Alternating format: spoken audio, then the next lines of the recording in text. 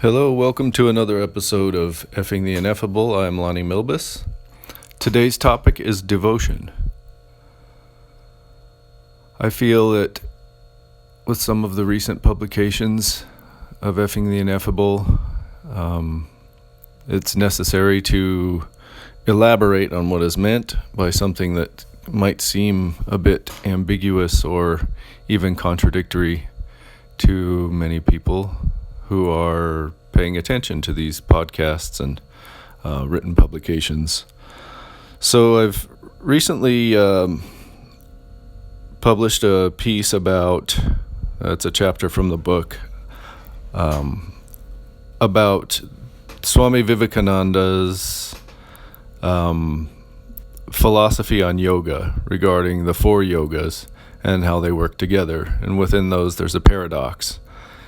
And that paradox, essentially from Advaita Vedanta, is that the pinnacle of Jnana Yoga, the path of knowledge, is a realization of oneness, of no other. As Advaita literally translates into not two, or not other. So it's the oneness of consciousness as the only reality, the supreme reality, and that consciousness is one. There's nothing separate. Separateness is an illusion. So if we examine that closely, we realize that then if every object is something appearing in consciousness and not containing any inherent reality of its own, then we question God and we question things that, objects of devotion.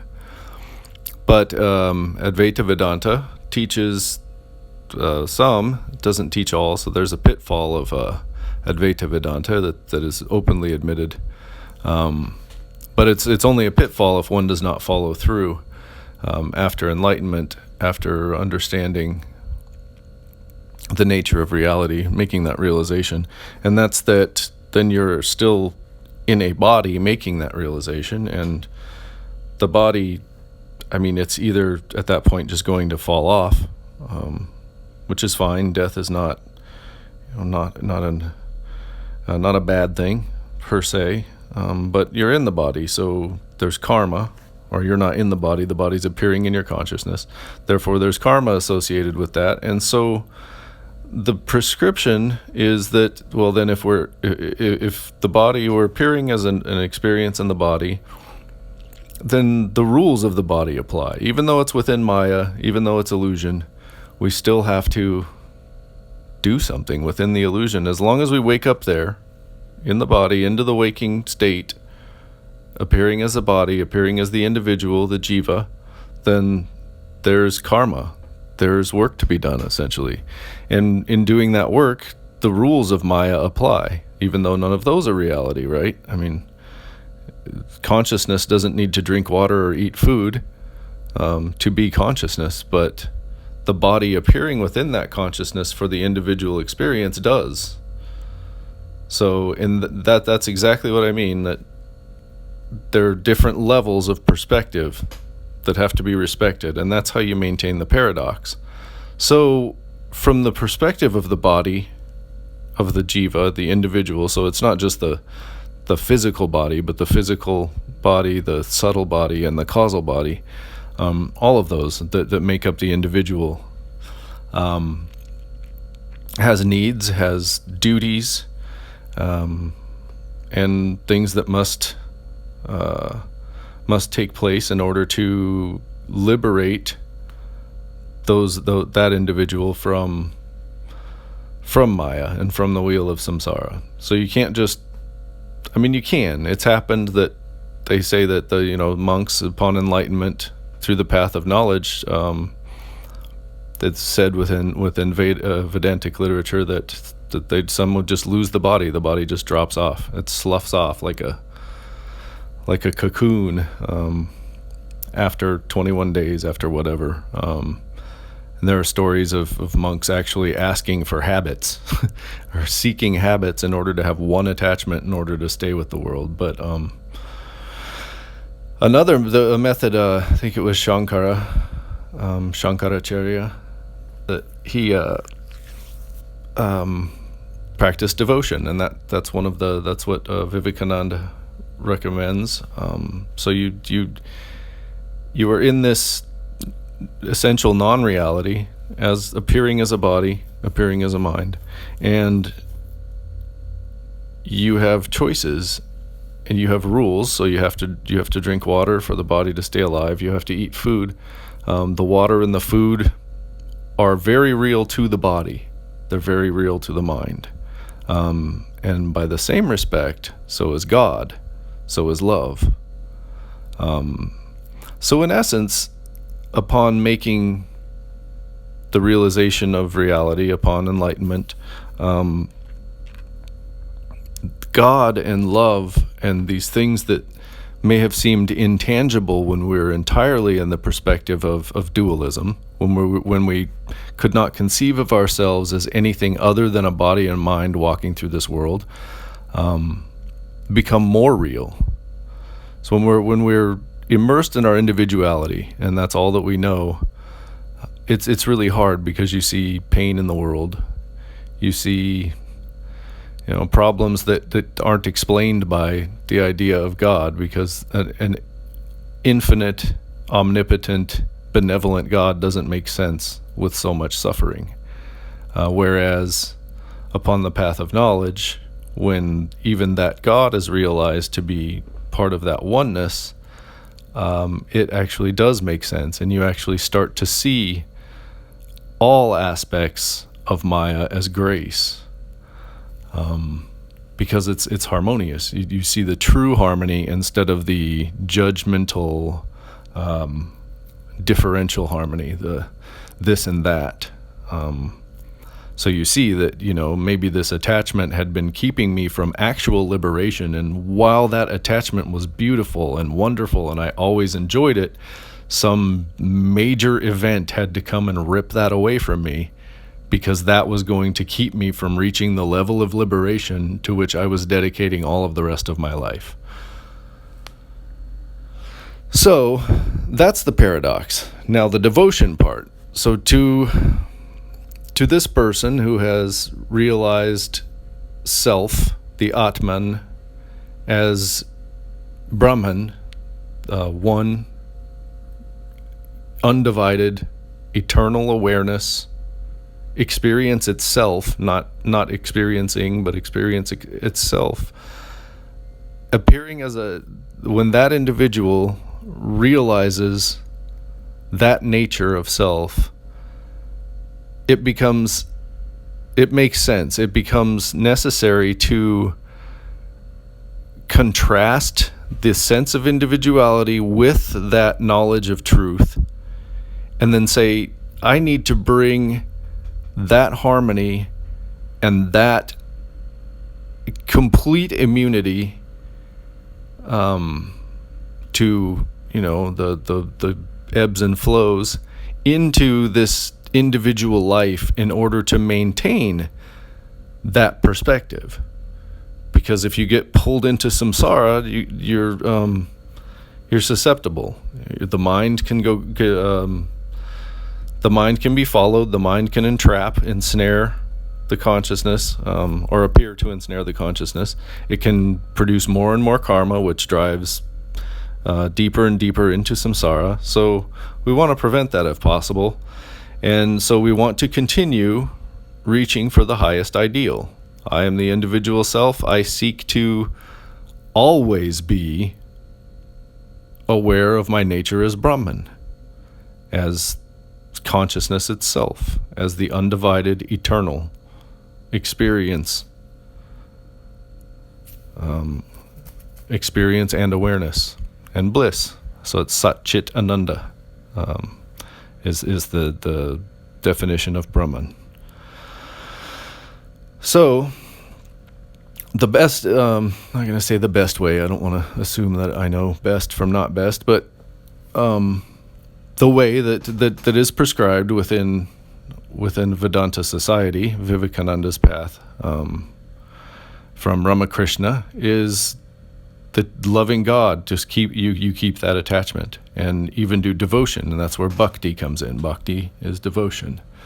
So again, God has become more real to us at this point, and to the enlightened people, or the enlightened person, or the person who's realized the nature of self, nature of Brahman. So the gods, every god, is equally real to water, just as real as water, in every essence. Is every real as our thought, is every real as our children, and everything else. So we begin to formulate a new idea of God that becomes more practical, that it's easy to say within that whole perspective, holding that paradigm of that paradox at the same time, that this person is appearing to me, or appears to be appearing to me, but you can shift it to this person has a message from God, and this circumstance has a message from God, and you become more receptive, more aware, and less judgmental, less transactional in the interactions, and more teachable, just pure. And there you're more like pure awareness than you are when you're trying to control everything. So the devotion is a big part of that. The gods that got you there, usually that's people reach the non-dualist realizations through worshiping a dual god, worshiping a god, or worshiping dualism. So you have your Christians and your Hindus, and Buddhists don't have a god, but they're worshiping a nothingness, essentially. Tao is kind of the same way. Taoism seems to me to be very close to Advaita Vedanta. But yeah, all the religions have something that's the highest ideal. They're not saying you're the highest ideal right now. I mean, they do in an essence, like you're getting there. You're on the path where you're supposed to be. You're never behind where you're supposed to be, or ahead of where you're supposed to be. But in that sense, there's an ideal. But there's something that's at the other side of the path. The path is leading somewhere, because as long as we're in Maya, we have a beginning and an end. So everything we do, everything going on, every experience has a beginning and end. So the devotion, some listeners that aren't familiar might want to listen back to the episode on inflaming yourself with prayer. Devotion itself keeps us on that path, and keeps reminding us that in this world there is something to which I aspire. And if we're honest, and if we've made the realization, attained enlightenment, we also remember that thing to which we aspire is what we already are, and we know that, but we're saying it within the context of karma. Kind of like an actor or an actress in a film, in a play, they're saying their lines, but they also realize that they're not the character. That's really akin to what we're talking about here. So within that context, we have a God, and I do a morning adoration immediately upon opening my eyes every day. It's an adoration that I wrote as part of my work with AA. And I figure it's best as soon as I open my eyes, that's the first thing I do. It's a good reminder, because that emphasizes the importance of it, to do it at that time. So yeah, we do whatever we do. Whatever rituals you have, whatever rituals prescribed by your religion that you subscribe to and feel good about, anything is okay. Everything works. Everything leads to everything leads to the ultimate at some point. That's the thing again, the non-dualist Advaita Vedanta doesn't contradict any religion. It doesn't contradict science. It doesn't contradict anything, because anything can be seen to lead to that. It's kind of like the hub of the wheel. But in devotional aspects, the one thing that helps in all methods is we're devoting ourselves to this deity, the one of the first and most important things that seems to not be realized sometimes, I know I've struggled with it on my own, is that these prayers and things like that, a lot of them can be, I want this for me, I want more money, I want that. The best prayer is one that has no result seeking. That the devotion is for the devotion itself. I want to be worthy of loving you even more than I do. If that's the essence of the prayer, that can be very helpful. If it's selfish, it's kind of driving you away from that ideal and technically away from the God, because you're saying, give me this so I can be more, okay on my own without you. And it's not very trusting in the grace of your beloved to provide for you. And it would reduce, a lot of those prayers aren't going to be answered. It's probably pretty rare that they are, and that could be argued as just complete coincidence. But there has to be a passion, a true and natural passion. It can't be manufactured. It has to come from this repetition, this thought, this almost obsession, but I don't want to use obsession in a negative sense, but definitely a singular focus on the deity or the beloved, whatever that beloved is. Which can, in love relationships, if the person is fitting of that example, it can be seen as, if you're worshiping Holy Mother, Kali, and you could view your spouse or your loved one as being an avatar of that in your life in certain reactions. You also obviously have to maintain the perspective of their humanness and decide when you're going to see them as Kali and when you're not, if necessary. Again, if you can accept it all as grace, you're much better off. But in that devotion, you have to have a passion. You have to love your deity, your God, whatever it is, or you're kind of just spinning your wheels. And by that, you can bring about jealousy or expectation. Those are failure.